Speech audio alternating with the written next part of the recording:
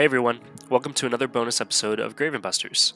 On this bonus episode, we'll be playing another round of Telegations. As a reminder, here's how it works. First, a client will call one of the busters with a case and leave a voice message for them. That person can only listen to the message one time. Their goal is to absorb all of the necessary details and relay them in a voice message to the next member of the team, and so on. Each player is recording their segment on their own, so each player has only heard the person behind them in line. Along the way, some details will get lost and others will get invented, all ending with the final buster calling the client back to confirm the specifics of the case. And that's it. So please enjoy the second episode of Telegations.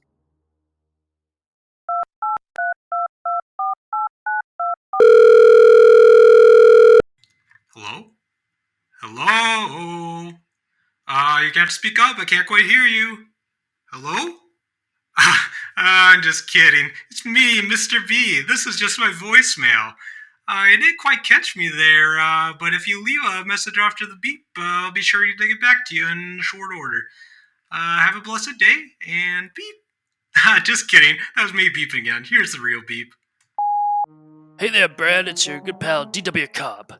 Listen here, I've got a bit of a paranormal situation I'm dealing with, but money's tight right now with my campaign and all, so I was hoping just to get one of you busters down there. Pro bono, as they say. Now, Brad, you're gonna want to write this all down. You got a pen? Gold. You see, I was down at the Ace High Casino last Saturday hosting an event for my campaign. It was a poker event. Texas Hold'em specifically. And let me tell you, the players were a regular who's who of big names around town. There was Anthony the Shark Alfani, Marissa Beady Eyes Brandeis was there, Frank the Folder Fitzpatrick, of course, and last but most definitely not least, Cody Counterfeit Calhoun, the most feared professional poker player on this side of Pepper Ponds, period. So I'm sitting there enjoying my Knob Creek whiskey, and before I know it, I've got a good little chip lead going, and I couldn't help but notice it was really bothering old Cody Calhoun. That's when things took a turn, Brad. First, all the lights in the casino start to flicker, flashing on and off for about 30 seconds straight. Then different slot machines around the place started shooting out coins. I mean, it was pandemonium, as you can imagine, Brad. But the game went on. Now, old Cody Calhoun was in dead last at this point, and I mean, that just never happens. But his luck turned around real fast. He started to expertly read the rest of us like a book. And before I knew it, he had knocked out Beady Eyes, the Shark, and Frank the Folder. Now it was just me and Calhoun left standing, and hand after hand, this guy knows exactly when to hold him and when to fold him. That's when my intuition kicked in. Now I'm not one for conspiracy theories, Brad, but I swear Cody Calhoun had help that day. Paranormal help. The first sign was the smell. I swear, around the vicinity of the table it started to reek like mildew. And I mean reek. We had to change dealers 3 times. Then, the sounds. Just over my shoulder, I kept hearing the faintest breathing sound, and I could have sworn I heard something whisper. Quentin Quickdraw DeMott sends his regards into my ear at one point, all spooky sounded. Then, I would feel streaks of cold air against the back of my neck, and I swear it was whisking its way over to Cody Calhoun and feeding him what my cards were. Final hand comes, and I decide to play the hand blind. I didn't even risk looking at my cards so as to not give the info to the spirit, if there was one in fact there. I bet all that I had on a blind hand, and old Cody Calhoun robbed me blind. His straight flush against my lowly 3 and 7. Now I can't prove he was cheating, Brad, but I just know it in my bones. If you could do your pal a solid and relay this story to one of your new buster friends and have them send someone over to the Ace High Casino to check up on Cody Calhoun, I'd mighty appreciate it. Now, Brad, I gotta say it. We both know how you get with the, incessant lying and all. But I need you to give these facts straight, just the way I told you. Any last detail can help, so don't go manipulating the truth like you tend to. Do it for old DW Cobb. Hello, this may or may not be the Steve Butts residence. I am not at home, and I am not staying at home, so I cannot be found at home, so please do not attempt to look for me there. If this is Trish, I have the kids in a safe place. You'll see them again very soon. Thanks, bye. Hey, what's up, boss man? It sounds like we got a new job coming in. This one might be pretty interesting to you, you cool cat. I heard this guy by the name of Chad Calhoun. He gave me a call about a little swindle job that happened down at the Ace High Casino. Real interesting. It involves someone you might be intimately familiar with at this point. A man by the name of D.W. Cobb. Yeah, my boy Corn on the Cobb. It sounds like he's been a little bit of a crook lately. And yeah, this Calhoun fella called me up and told me about this interesting poker game he was having down at the casino with Beady Eyes and the Shark and some other fellas. And let's just say that things got a little spooky. The lights started flickering. The casino machine started spitting out money everywhere, and Calhoun really started to suspect our friend D.W. Cobb there because he started just cleaning up. And let me tell you, Calhoun never gets his clock clean from what I hear. And D.W. Cobb is, I mean, he's just a lousy bluffer. He's not a professional card player like Mr. Calhoun there. So he started hearing whispers in his ear about, I don't know, these mysterious ghosts in the casino, and he heard whispers going into D.W. Cobb's ear too, and it sounded like he might have been getting tipped off, and he really just had Calhoun's number from then on. So yeah, I mean, I hate to say it, but I think my boss man needs to be brought to justice by my new boss man, you, Mr. Butts. He's a dirty crook, and I mean, he might need to be behind bars. I mean, I don't know how much he had to do with this paranormal stuff, but Calhoun really seems to think there's a connection here. So, yeah, God bless. I hope you can solve this mystery. I'm a little busy with my youth group right now, but I'll be down there if you need me. So, yeah, I'm feeling good. Hope you're feeling good. Later, buddy. Bye-bye. Your call has been forwarded to an automated voice messaging system. Play it, Marcy, come on. Sorry. Believe it or not, Brett, it did at home. Please leave a message at the... Hey, what's going on? Is not available. At the tone, please record your message. When you've finished recording, you may hang up or press 1 for more options. Hello? Hello, is Rhett there? Hello, Rhett? It's Steve Butts. I just got a pretty concerning phone call from Brad, and it appears that we have a mystery, and look, I know it's the weekend, and that's why I'm passing it on to you, because I would like to enjoy my weekend, and I'm also in hiding. So if you could maybe look into this for me, it shouldn't take too much of your time. There is we have a client by the name of John C. Calhoun, and he was at the Aces High Casino, and you wouldn't believe it, but he was playing cards with D.W. Cobb, our current producer, and he was playing with old Beady Eyes and the Shark, among other shady characters, and it turns out that our producer might be involved in some shady business. This is where it could get a little bit messy, but Mr. Calhoun is under the impression that D.W. Cobb is is behind a little bit of a money heist, because you see, Mr. Cobb isn't much of a card player, but he just kept winning every hand, and Mr. Calhoun, he does this professionally, so he doesn't usually get his clock cleaned like that, and he believes that ghosts may have been involved. He heard some whispering at the card table, and he thinks there might have been a ghost that was whispering in DW's ear, telling him what to do with the cards. Uh, you know, it seems he has a whole racket going on here. It's I guess there's a bit of an ethical dilemma, being that we're contracted to work with him, but Mr. Calhoun is now our client, so I'm gonna need you to look into this. Let me know what you find out.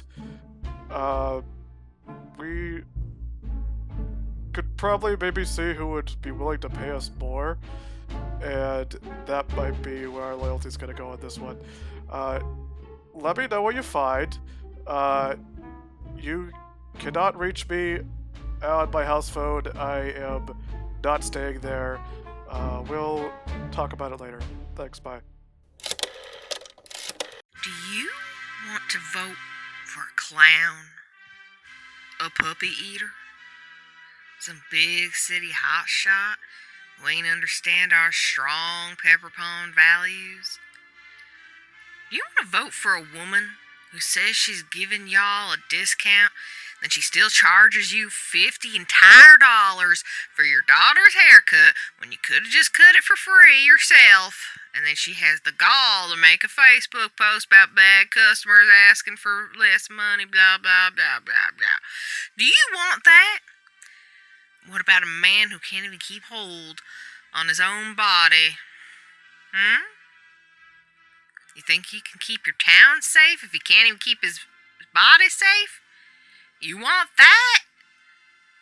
We all know about Rhett Jr.'s dirty little secrets now, don't we?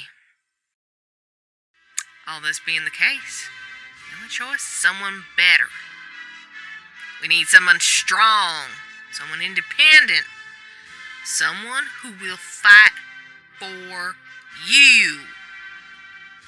Pepper Pond, I'm standing Sergil, and I approve this message. Oh shit, Kevin's running too, right? Hey, enough with that propaganda crap. And you keep my boy's name out of your mouth.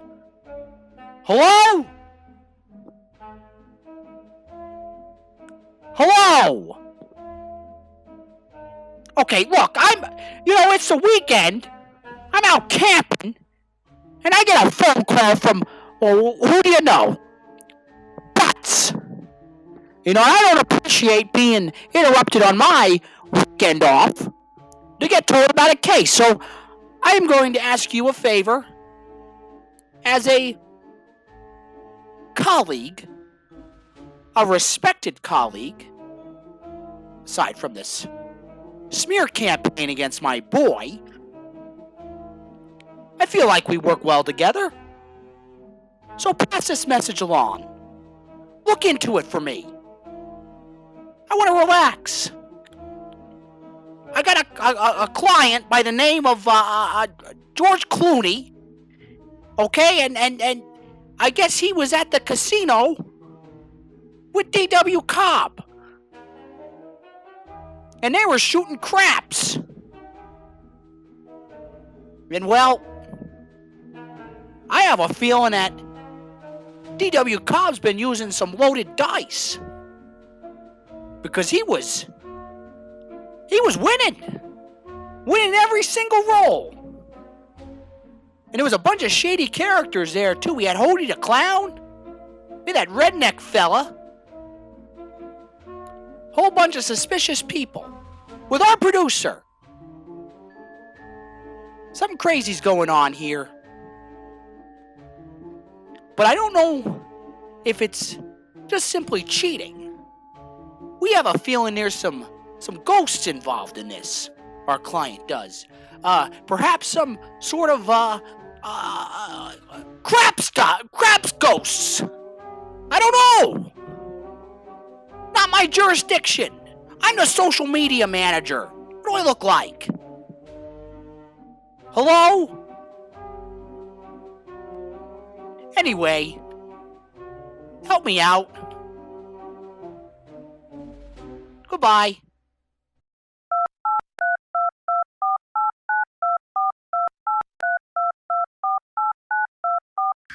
Hi, you've reached the voicemail of Ange Fulton.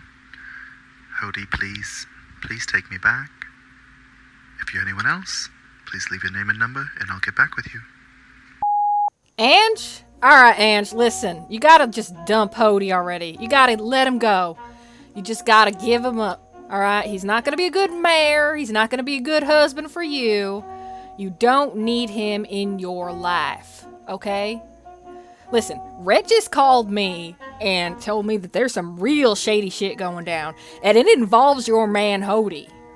Apparently, your man Hody and D.W. Cobb and that fucking redneck guy and George Clooney himself were all at the casino playing craps, having some sort of probably some sort of collaboration going on. You know, like a coalition. I think they're trying to get the mayorship together. I think they're working together.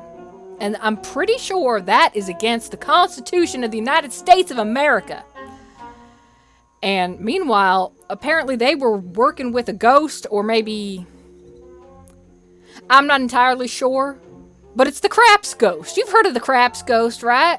I've heard of the Craps Ghost. And they got the Craps Ghost on their side, and D.W. Cobb was winning every single goddamn round of craps. And we don't know what happened. And I don't know what the plan is, why it involves craps, why Hody was there, why the redneck was there, or who else was there, because I've heard there were some other folks there. Listen, Ange, this could be big. This could be a revolution. I need you to stay calm.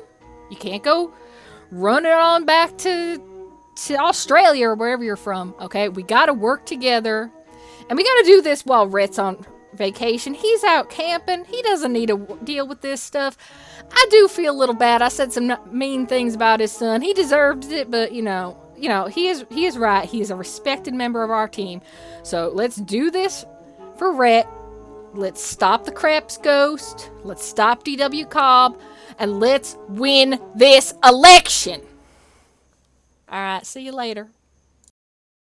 The number you have dialed has been disconnected.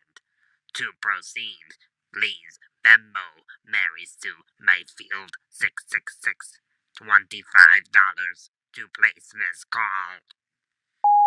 Alright, hey babe. You know I'm not gonna pay your fee, but I'm glad you get those boys that do. Anyway, I just wanted to call you because Shannon, Shannon just left a pretty weird voicemail on my mobile, and I was just gonna let you know about it. So, first off, she, you know her, she was meddling in my business, trying to get me to break up with Hody. So, I'm gonna be with him forever, of course, we know that. He's the man of my dreams. But then she started talking about, the election is coming up and how crazy she's been about that. Well, apparently Hody, D.W. Cobb, that redneck from, the dog chasing, and George Clooney, the actor, they were all hanging out at the casino, and she's convinced that they were colluding against her, trying to steal the election, and also, hired or became in cahoots of some kind with the Craps Ghost, you know that ghost? Anyway, I guess she's freaking out about that. So I don't know if she wants us to catch it or deal with it, or she was just ranting. You know her, how she can be. But yeah, I thought I'd let you know ahead of time, just in case she calls you with as much franticness as she did to me. Anyway, babe, I love you, and we'll see you tomorrow, and I think that's just about it. It's pretty bare bones. Alright, love you, bye-bye.